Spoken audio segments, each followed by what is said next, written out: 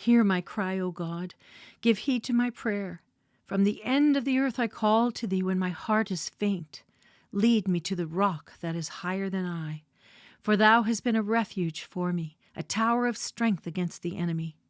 Let me dwell in thy tent forever. Let me take refuge in the shelter of thy wings. Knowing that you were not redeemed with perishable things like silver or gold from your futile way of life, inherited from your forefathers, but with the precious blood, as of a lamb unblemished and spotless, the blood of Christ. 1 Peter 1, verses 18 and 19.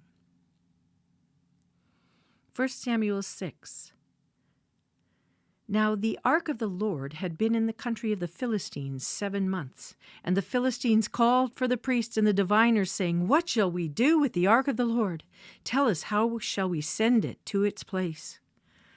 They said, If you send it away, the ark of the God of Israel, do not send it empty, but you shall surely return to him a guilt offering. Then you will be healed, and it will be known to you why his hand is not removed from you. Then they said, What shall be the guilt offering which we shall return to him? And they said, 5 golden tumors and 5 golden mice, according to the number of the lords of the Philistines. For 1 plague was on all of you and on your lords. So you shall make likenesses of your tumors and likenesses of your mice that ravage the land, and you shall give glory to the Lord of Israel. Perhaps he will ease his hand from you, your gods, and your land. Why then do you harden your hearts as the Egyptians and Pharaoh hardened their hearts?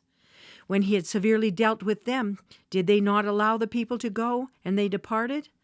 Now therefore take and prepare a new cart and 2 milk cows on which there has never been a yoke, and hitch the cows to the cart and take their calves home away from them. Take the ark of the Lord and place it on the cart, and put the articles of gold which you return to him as a guilt offering in a box by its side. Then send it away that it may go. Watch, if it goes up by the way of its own territory to Beth-Shemesh, then he has done to us this great evil. But if not, then we will know that it was not his hand that struck us, it happened to us by chance. Then the men did so, and took 2 milk cows, and hitched them to the cart, and shut up their calves at home. They put the ark of the Lord on the cart, and the box with the golden mice and the likenesses of their tumors. And the cows took the straight way in the direction of Beth-Shemesh. They went along the highway, lowing as they went, and did not turn aside to the right or to the left. And the lords of the Philistines followed them to the border of Beth-Shemesh. Now the people of Beth-Shemesh were reaping their wheat harvest in the valley, and they raised their eyes and saw the ark, and were glad to see it. The ark came into the field of Joshua the Beth-Shemite, and stood there where there was a large stone. And they split the wood of the cart, and offered the cows as a burnt offering to the Lord. The Levites took down the ark of the Lord, and the box that was with it, in which were the articles of gold, and put them on the large stone. And the men of Beth-Shemesh offered burnt offerings and sacrificed sacrifices that day to the Lord. When the 5 lords of the Philistines saw it, they returned to Ekron that day. These are the golden tumors which the Philistines returned for a guilt offering to the Lord. 1 for Ashdod, 1 for Gaza, 1 for Ashkelon, 1 for Gath, 1 for Ekron. And the golden mice according to the number of all the cities of the Philistines belonging to the 5 lords, both of fortified cities and of country villages. The large stone on which they set the ark of the Lord as a witness to this day in the field of Joshua the Beth-Shemite. He struck down some of the men of Beth-Shemesh because they had looked into the ark as of the Lord. He struck down of all the people 50,070 men. And the people mourned because the Lord had struck the people with a great slaughter. The men of Beth-Shemesh said, Who is able to stand before the Lord, this holy God? And to whom shall he go up from us? So they sent messengers to the inhabitants of Kiriath-Jearim, saying, The Philistines have brought back the ark of the Lord. Come down and take it up to you. 1 Samuel 17.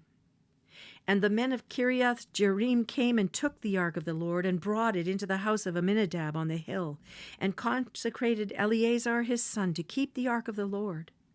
From the day that the ark remained at Kiriath-Jearim, the time was long, for it was 20 years. And all the house of Israel lamented after the Lord. Then Samuel spoke to all the house of Israel, saying, If you return to the Lord with all your heart, remove the foreign gods and the Ashtaroth from among you, and direct your hearts to the Lord, and serve him alone, and he will deliver you from the hand of the Philistines. So the sons of Israel removed the Baals and the Ashtaroth, and served the Lord alone. Then Samuel said, Gather all in Israel to Mizpah, and I will pray to the Lord for you. They gathered to Mizpah and drew water and poured it out before the Lord, and fasted on that day, and said there, We have sinned against the Lord. And Samuel judged the sons of Israel at Mizpah.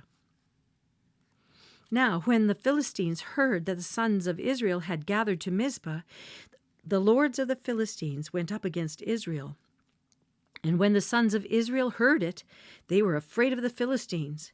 Then the sons of Israel said to Samuel, Do not cease to cry to the Lord our God for us, that he may save us from the hand of the Philistines. Samuel took a suckling lamb and offered it for a whole burnt offering to the Lord. And Samuel cried to the Lord for Israel, and the Lord answered him.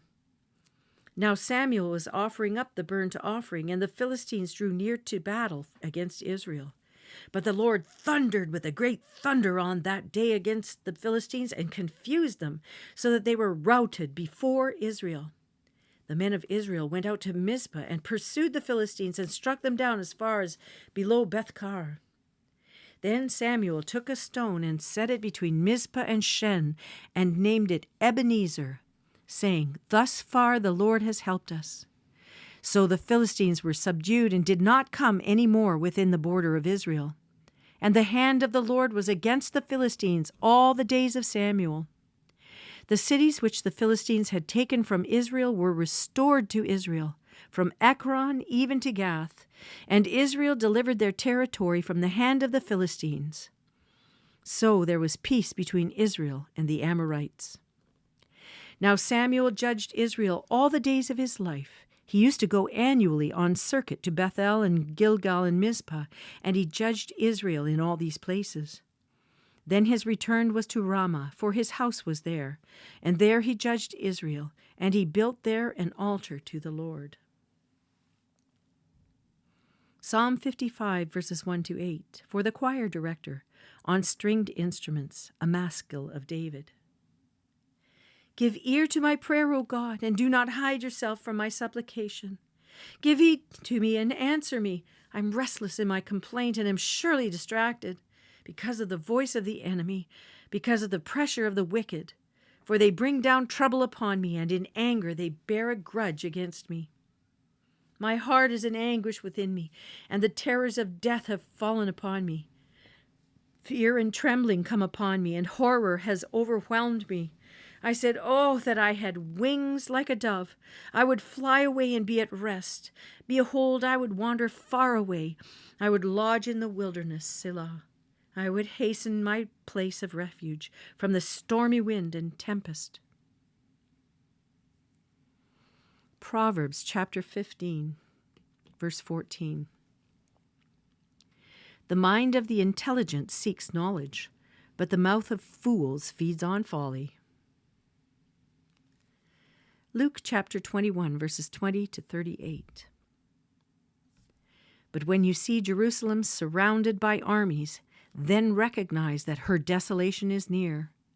Then those who are in Judea must flee to the mountains, and those who are in the midst of the city must leave, and those who are in the country must not enter the city. Because these are days of vengeance, so that all things which are written will be fulfilled. Woe to those who are pregnant and those who are nursing babies in those days, for there will be great distress upon the land and wrath to this people. And they will fall by the edge of the sword, and will be led into all the nations, and Jerusalem will be trampled under foot by the Gentiles, until the time of the Gentiles are fulfilled. There will be signs in sun and moon and stars, and on the earth dismay among nations, in perplexity at the roaring of the sea and its waves, men fainting from fear and the expectation of the things which are coming upon the world. For the powers of the heavens will be shaken, and they will see the Son of Man coming in a cloud with power and great glory. But when these things begin to take place, straighten up and lift up your heads, because your redemption is drawing near." Then he told them a parable. "Behold the fig tree and all the trees. As soon as they put forth leaves, you see it, and know for yourselves that summer is now near. So you also, when you see these things happening, recognize that the kingdom of God is near. Truly, I say to you, this generation will not pass away until all things take place. Heaven and earth will pass away, but my words will not pass away. Be on guard so that your hearts will not be weighted down with dissipation and drunkenness and the worries of life, and that day will come upon you like a trap, for it will come upon all those who dwell on the face of the earth. But keep on the alert at all times, praying that you may not have strength to escape all these things that are about to take place and to stand before the Son of Man." Now, during the day he was teaching in the temple, but at evening he would go out and spend the night on the mount that is called Olivet. And all the people would get up early in the morning to come to him in the temple to listen to him.